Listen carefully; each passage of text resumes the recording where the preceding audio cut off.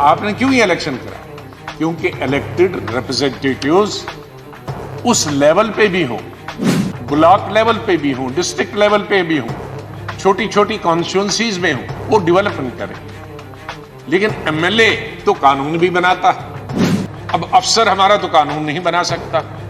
वो कानून बनाएगा, वो एक जगह एक आदमी बने। अभी हम यहां डिस्कस करते हैं तो कानून आप लाते हैं तो कितनी अमेंडमेंट्स उसमें आती हैं, कितनी उसमें सजेशंस आती हैं। अब आज कानून बनाएंगे, लेफ्टिनेंट गवर्नर साहब ऑर्डर करेंगे, लेकिन उसमें कोई सजेशन नहीं आएगी। वो एक आदमी का, जो चीफ सेक्रेटरी का दिमाग होगा या किसी ऑफिसर का दिमाग होगा, वो एक आदमी की सजेशन होगी। उसका इंपैक्ट देहात में क्या होगा, उसका इंपैक्ट जम्मू में क्या होगा, उसका इंपैक्ट लद्दाख में क्या होगा, उसका इंपैक्ट किसानों पे क्या होगा, मजदूरों पे होगा, वो नहीं सोचेगा। वो तो दफ्तर में बैठ के बनाएगा। लेकिन उसको इंपैक्ट को देखने के लिए जो हम कानून बनाते हैं पार्लियामेंट में, विधानसभाओं में, वो चर्चा होती है और एक कलेक्टिव विजडम होती है। उस कलेक्टिव विजडम से वो एक नक्शा ही बदल जाता है। बिल यहां सदन के सामने रखा गया है। वो जम्मू कश्मीर का जो काडर है, आईएएस, आईपीएस, आईएफएस, उसको गोवा, मिजोरम और अरुणाचल प्रदेश के काडर के साथ मर्ज करने के लिए जो कानून बनाया जा रहा है, उस कानून के बारे में अगर ये नॉर्मल यूनियन टेरिटरी होती तो शायद मुझे कोई आपत्ति नहीं होती। लेकिन जैसे कि सदन में बताया गया है, माननीय प्रधानमंत्री जी ने, माननीय गृह मंत्री जी ने, कि जम्मू कश्मीर की स्टेट को यूनियन टेरिटरी का दर्जा कुछ समय के लिए दिया गया था और उसके बाद जम्मू कश्मीर को दोबारा से स्टेटहुड दी जाएगी।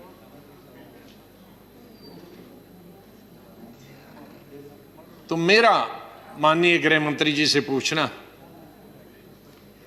कि अगर स्टेटहुड बनानी है, जो कि बहुत अनिवार्य है, और क्यों अनिवार्य है उसके बारे में मैं आगे बताऊंगा,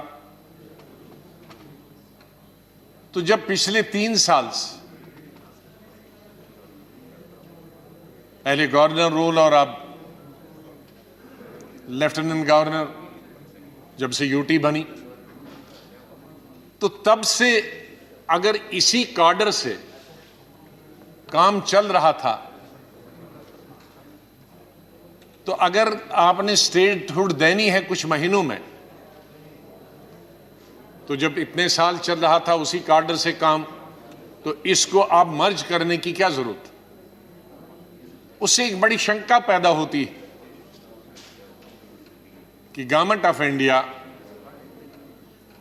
जम्मू कश्मीर को परमानेंटली यूनियन टेरिटरी रखना चाहता, और परमानेंटली अगर यूनियन टेरिटरी नहीं रखना चाहता था तो फिर 2-4 महीनों के लिए काडर को मर्ज करना और फिर स्टेट बनेगी और फिर उससे बाहर निकालना। तब तक कई ट्रांसफरें इधर की होंगी, इधर की होंगी। कोई अरुणाचल प्रदेश से जम्मू कश्मीर आएगा, जम्मू कश्मीर से अरुणाचल जाएगा, गोवा मिजोरम से कोई जम्मू कश्मीर जाएगा, जम्मू कश्मीर से गोवा मिजोरम जाएगा। तो फिर कुछ महीनों के लिए इतना परिवर्तन करने की क्या जरूरत? मुझे खुशी है कि गृह मंत्री जी यहां हैं। बहुत सारी चीजों पे जब आर्टिकल 370 खत्म हुआ था, यूनियन टेरिटरी बनी, उस पर चर्चा हुई थी। मैं उस पर आज दोबारा चर्चा नहीं करना चाहता और मैं कोई कठोर शब्दों का भी इस्तेमाल नहीं आज करना चाहता हूं, क्योंकि शायद ये सदन में मेरी किसी भी बिल पर या क्वेश्चन पर आखिरी स्पीच। लेकिन कुछ तर्क ये दिए गए थे उस वक्त कि यूटी क्यों बनाया जा रहा, ये तर्क दिया जा रहा था या तर्क दिया गया था कि विकास नहीं हो रहा, डेवलपमेंट नहीं हो रही है, इंडस्ट्रीज बाहर से जा नहीं पा रहे हैं, उनको जमीन नहीं मिल रही, इसलिए उद्योग बाहर से नहीं जा रहे हैं और जिसके कारण वहां एम्प्लॉयमेंट नहीं मिल रही है, अनएम्प्लॉयमेंट है ज्यादा। तो यूटी बनाएंगे तो बहुत सारे लोग आएंगे, डेवलपमेंट करेंगे, उद्योग लगाएंगे, विकास करेंगे। गवर्नमेंट लेथार्जिक है, वो रुचि नहीं ले रही है, अनएम्प्लॉयमेंट है, उसका समाधान निकालेंगे। लेकिन माननीय डिप्टी चेयरमैन साहब, जब से गवर्नर रूल हुआ और जब से स्टेटहुड, विशेष रूप से जब से यूनियन टेरिटरी बनी और स्टेटहुड खत्म हो गई, एक तो स्टेट के नक्शे से हिंदुस्तान के उड़ गई, यूनियन टेरिटरी बन गई, वो तो अलग बात। लेकिन मैं उन मुद्दों की तरफ ध्यान दिलाना चाहता हूं जिनके आधार पर जो एक बेस बनाई गई थी कि ये कारण है यूटी बनाने के। मैं इंडस्ट्रीज की बात करता हूं। कश्मीर में बहुत कम इंडस्ट्रीज आती हैं, बाहर का तो कोई जाता ही नहीं है। उसके कारण है क्योंकि वहां सफल नहीं रहती इंडस्ट्री, 6 महीने तो विंटर होता है, दूर भी है। लेकिन अधिकतर हमारी जो जम्मू प्रोविंस में 10 डिस्ट्रिक्ट है, उन 10 डिस्ट्रिक्टों में 3 ही डिस्ट्रिक्ट में जो पंजाब के साथ लगे हैं, कठुआ, सांबा और जम्मू। अधिकतर तो कठुआ में, थोड़ा फिर सांबा में और थोड़ी सी जम्मू। तो बाकी 7 डिस्ट्रिक्टों में कोई उद्योग लगाता नहीं है, दूर है जम्मू से, और रेल नहीं है। नॉर्मली रेल हेड पर लोग उद्योग लगाने की कोशिश करते हैं। तो मैं आज के आंकड़े बताता हूं। नया उद्योग कोई नहीं आया माननीय डिप्टी चेयरमैन साहब, लेकिन इन 2 सालों में टोटल संख्या जम्मू प्रोविंस में उद्योगों की 12,997, तकरीबन 3 कम हैं 13,000 उद्योगों। और इनमें चल कितने रहे आज? 5,890, और बंद कितने हुए? 7,107। तो 60% माननीय गृह मंत्री जी, उद्योग बंद हो गए, नया आया नहीं। तो ये तर्क कहां? उसका मतलब है कि वो तर्क जो दिया गया था कि हम यूटी बनाएंगे, बाहर से आएंगे, मैं ये कहता हूं ये सब बाहर के थे। ये कोई पंजाब के थे, कोई हरियाणा का था, कोई दिल्ली का था, कोई मुंबई का था। तो यूटी बनाने के बाद कोई नया आया नहीं। यूटी बनाने के बाद जो पुराने थे वो भी चले गए, क्योंकि अनसर्टनिटी है, इंसेंटिव्स खत्म किए गए। फिर ये जो 1-1.5 साल से 5 अगस्त 18 से जो गतिरोध बनता रहा, तो लोग भागी गए क्लोज। सरकार अगर होती, वहां इलेक्टेड गवर्नमेंट होती है, तो समाधान कुछ हद तक होता। मंत्री कम होते हैं लेकिन एमएलएज होते हैं। क्यों हम पूरे देश में यूटीज नहीं बनाते हैं? क्यों इलेक्टेड गवर्नमेंट रखते हैं? सर, मैं किसी ऑफिसर के खिलाफ, किसी लेफ्टिनेंट गवर्नर के खिलाफ नहीं हूं, लेकिन माननीय गृह मंत्री जी ये मानेंगे कि जो रिस्पॉन्सिबिलिटी एक इलेक्टेड रिप्रेजेंटेटिव की होती है, वो एक मुलाजिम की नहीं होती। आपने अभी जम्मू कश्मीर में डीडीसी के, बीडीसी के इलेक्शन किए, जिसकी हमने सराहना की, हमने उसको सपोर्ट किया। क्यों किया? आपने क्यों ये इलेक्शन कराया? क्योंकि इलेक्टेड रिप्रेजेंटेटिव्स उस लेवल पे भी हो, ब्लॉक लेवल पे भी हो, डिस्ट्रिक्ट लेवल पे भी हो, छोटी छोटी कॉन्स्टिट्यूंसीज में हो, वो डेवलपमेंट करे। लेकिन एमएलए तो कानून भी बनाता है। अब अफसर हमारा तो कानून नहीं बना सकता। वो कानून बनाएगा, वो एक जगह एक आदमी बनेगा। अभी हम यहां डिस्कस करते हैं तो कानून आप लाते हैं तो कितनी अमेंडमेंट्स उसमें आती हैं, कितनी उसमें सजेशंस आती हैं। अब आज कानून बनाएंगे, लेफ्टिनेंट गवर्नर साहब ऑर्डर करेंगे, लेकिन उसमें कोई सजेशन नहीं आई। वो एक आदमी का जो चीफ सेक्रेटरी का दिमाग होगा या किसी ऑफिसर का दिमाग होगा, वो एक आदमी की सजेशन होगी। उसका इम्पैक्ट देहात में क्या होगा, उसका इम्पैक्ट जम्मू में क्या होगा, उसका इम्पैक्ट लद्दाख में क्या होगा, उसका इम्पैक्ट किसानों पे क्या होगा, मजदूरों पे होगा, वो नहीं सोचेगा, वो तो दफ्तर में बैठ के बनाएगा। लेकिन उसको इम्पैक्ट को देखने के लिए जो हम कानून बनाते हैं पार्लियामेंट या विधानसभा में, वो चर्चा होती है और एक कलेक्टिव विजडम होती है। उस कलेक्टिव विजडम से वो एक नक्शा ही बदल जाता। सर, एम्प्लॉयमेंट के लिए कुछ रास्ते इस सरकार ने यूटी के दौरान दिए। रहबरे टीचर, जो टीचर हैं, जो ट्रेनिंग देते हैं बच्चों को स्कूल में, विशेष रूप से फिजिकल टीचर्स, 3000 फिजिकल टीचर्स इसी सरकार में लगे 2 साल पहले। लेकिन 7 साल तक उनको प्रोबिशन पीरियड है, और 7 साल तक सर आपको हैरान होंगे, जो फिजिकल टीचर्स हैं जो लगाए गए हैं बाय सिलेक्शन लगाए गए हैं, BA LLB हैं, MA हैं, MPhil हैं, PhD हैं, और 7 साल तक उनको माननीय गृह मंत्री जी पर मंथ सिर्फ 3000 रुपए मिले। 3000 रुपए किसी फिजिकल टीचर को आप 7 साल तक दे सकते हैं? माननीय गृह मंत्री जी, ये कौन सा तजर्बा हो रहा होगा? मेरे एक डेलीगेशन मिला जम्मू के भी और श्रीनगर के। एक की 2 लड़कियां थी, दूसरे के एक लड़का और लड़की थी, तीसरे की एक लड़की थी। वो कहता है सर, मैं अपने हर महीने अपने दोस्तों से 100, 200 रुपए लेता हूं, क्योंकि बच्ची छोटी है, उसका दूध पूरा नहीं होता।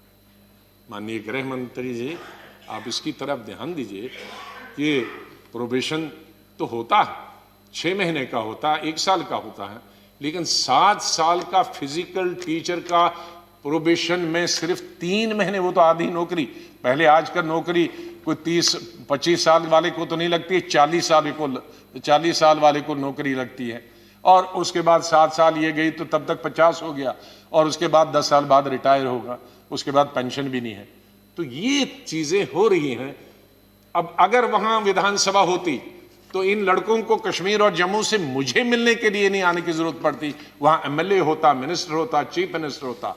लेकिन कहते हैं हम दफ्तर, हमें अफसरों के पास टाइम नहीं मिलता है, इसलिए स्टेटहुड जरूरी है। मैं आपसे यही निवेदन करूंगा कि जम्मू कश्मीर में जितना जल्दी आप स्टेटहुड देंगे और उसके बाद इलेक्शन करें।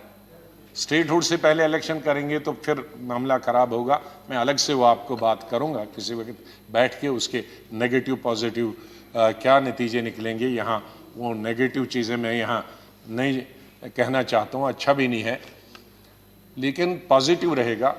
तो इन चीज़ों का मैं परसों यहाँ राष्ट्रपति के अभिभाषण पर यही कह रहा था कि जम्मू कश्मीर बॉर्डर स्टेट, जिस तरह का टेंशन और जिस तरह का हमारा दुश्मन दोनों तरफ से, पाकिस्तान की तरफ से भी और चाइना की तरफ से वहाँ हमारे सर पे बैठा हुआ है, तो कोई भी अक्लमंद आदमी यही कहे, सरकार यही करेगी कि कम से कम उनसे तो निपटते रहेंगे, लेकिन यहाँ के अपने देश के लोग जो बॉर्डर पे हैं वो तो हमारे साथ पीछे खड़े रहे, जिस तरह से आज तक खड़े रहे, जिस तरह से 1947 में कश्मीर के लोग खड़े रहे।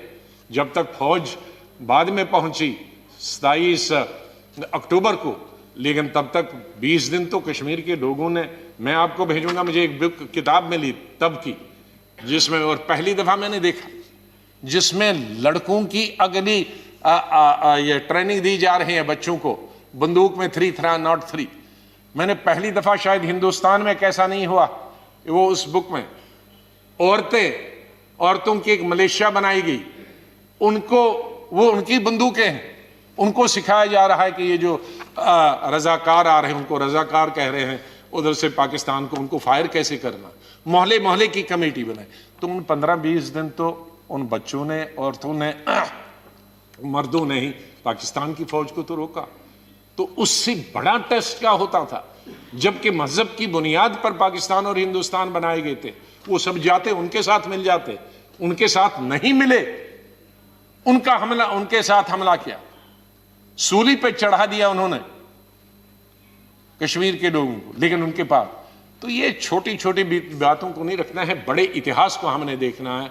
और जम्मू कश्मीर के हम हिंदू, मुसलमान, सिख, बौद्ध एक रहे आज तक और हमेशा एक रहेंगे।